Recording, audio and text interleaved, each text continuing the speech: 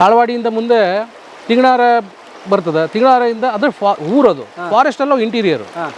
ಒಂದು ಆ ಊರು ಹೇಳೋದು ನಿಮಗೆ ತಿಂಗಣಾರ ಹತ್ರ. ಆಮೇಲೆ ಮುಂದೆ ಕಲ್ಬಂಡಿಪುರ ಅಂತ ಬರ್ತದೆ. ಕಲ್ಬಂಡಿಪುರ ಜೀರ್ಗಳ್ಳಿ ಫಾರೆಸ್ಟಲ್ಲಿ ನಾವು ಇದ್ದದ್ದು. ಜೀರ್ಗಳ್ಳಿ ಕಾಡು ಆವಾಗ ಫಸ್ಟ್ ಭೇಟಿ ಮಾಡಿದ್ದು ಅವನು. ಯಾರು? ನಕೀರನ್ ಗೋಪಾಲ್.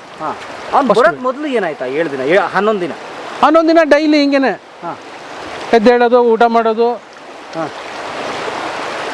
ಮುಲಗೋದು, ಇದೇ ಕಂಟಿನ್ಯೂ. ಅವ್ನು ಬರೋವರೆಗೂ ಹಂಗೆ ಇತ್ತು, ಸ್ತಬ್ಧ. ಇದೇನು ಅವ್ನು ಬರ್ತಾನೆ, ನಾವು ಕರ್ಕೊಂಡು ಹೋಗ್ಬಿಡ್ತಾರೆ ಅನ್ನೋ ಒಂದು ಇದರಲ್ಲಿ ಇದ್ವಿ. 12ನೇ ದಿನಕ್ಕೆ ಬಂದಿದ್ದು ಅವನು. ಅಲ್ಲಿವರೆಗೂ ಅಣ್ಣವ್ರಿಗೆ ಟೆನ್ಷನ್ನು, ಭಯ, ಅಥವಾ ನಿಮ್ಮ ಟೀಮಲ್ಲಿ ಭಯ? ಫಸ್ಟ್ ಡೇ ಅವರೇ ಹೇಳ್ಬಿಟ್ರು. ನನಗಂತೂ ಟೆನ್ಷನ್ ಇತ್ತು ನಮ್ಗಳಿಗೆ. ಅವ್ರಿಗೆ ಏನಿತ್ತು ಅಂದರೆ ದೊಡ್ಡವ್ರಿಗೆ ಇವ್ರನ್ನ ಕಳಿಸ್ಕೊಟ್ಬಿಡ್ಬೇಕು, 3 ಜನಕ್ಕೂ. ನನ್ನಿಂದ ತೊಂದರೆ ಆಗಬಾರ್ದು ಇವ್ರಿಗೆ. ಅವ್ರಿಗೆ ನನ್ನ ಏನು ಮಾಡಿದ್ರು ಪರವಾಗಿಲ್ಲ, ಶೂಟ್ ಮಾಡಿಬಿಡ್ಬೇಕಾರೆ ನನ್ನ ಅವ್ರನ್ನ ಬಿಟ್ಬಿಡು ಹಂಗೆ ಹೇಳೋದು ಫಸ್ಟ್ ವರ್ಡ್. ಅದಕ್ಕೆ ಸರ್ ಅವ್ರದ್ದು ಅಷ್ಟೊಂದು ದೊಡ್ಡ ಸ್ಥಾನ ಇರೋದು ಅವ್ರಿಗೆ. ಅಂದರೆ ಏನೇ ಕಷ್ಟ ನಷ್ಟಗಳು ಬಂದರೂ ನನಗೆ ಸಿಕ್ಕಲಿ, ಬೇರೆಯವ್ರಿಗೆ ಬೇಡ. ಮತ್ತೆ ನೀವೆಲ್ಲ ಬನ್ನಿ ಅಂತ ಅವ್ರು ಕರೆದಿಲ್ಲ? ಬನ್ನಿ ಅಂತ ಇಲ್ಲ. ಅವರ ಒಂದು ಯಾರು ತಾನೇ ಬಿಡ್ತಾರೆ ಅವಾಗ ಆ ಟೈಮಲ್ಲಿ.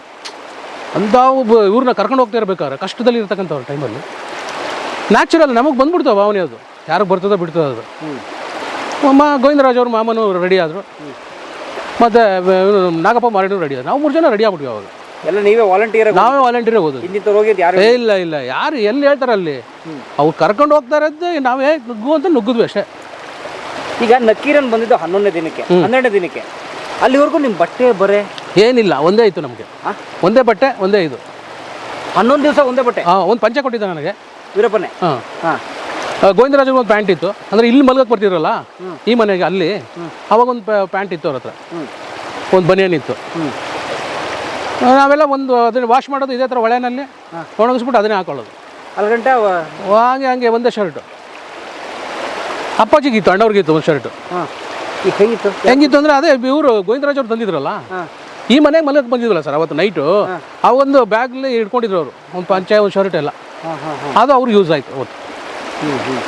ಇಲ್ಲಿ ಬೆಂಗಳೂರಲ್ಲಿ ಅವ್ರು ಕಿಡ್ನಾಪ್ ಆದ ತಕ್ಷಣ ಗಲಾಟೆಗಳಾಯಿತು, ಅಥವಾ ಇಡೀ ಕರ್ನಾಟಕ ಗಲಾಟೆ ಆಯಿತು, ಅದು ಅಣ್ಣವ್ರಿಗೆ ಗೊತ್ತಾಗಿದೆ ಯಾವಾಗ? ಸೆಕೆಂಡ್ ಡೇನೇ ಸ್ಟಾರ್ಟ್ ಆಯಿತು, ಗೊತ್ತಾಯಿತು. ರೇಡಿಯೋ ಅಲ್ಲಿ ಬಂದ್ಬಿಡ್ತೀವಿ. Radio news. ಏನಿತ್ತು ಅಣ್ಣವ್ರ ಪ್ರತಿಕ್ರಿಯೆ? ಆಗ ಏನೇನು ಕತೆ ಆಗ್ತಾ ಇದೆಯೋ, ಏನೇನು ತೊಂದರೆ ಪಡ್ತಾ ಇದಾರೆ ಜನ, ಯಾರಿಗೆ ಎಷ್ಟೆಷ್ಟು ಕಷ್ಟ ಆಗ್ತಾ ಇದೆಯೋ ಇದೇ ಇರುತ್ತೋ ಗೊತ್ತು.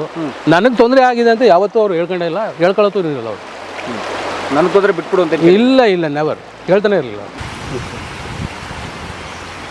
ನಂದು ನೀರಿನ ಘಟನೆ ಅದೇ ಅದೊಂದು ಇದಾಯಿತು.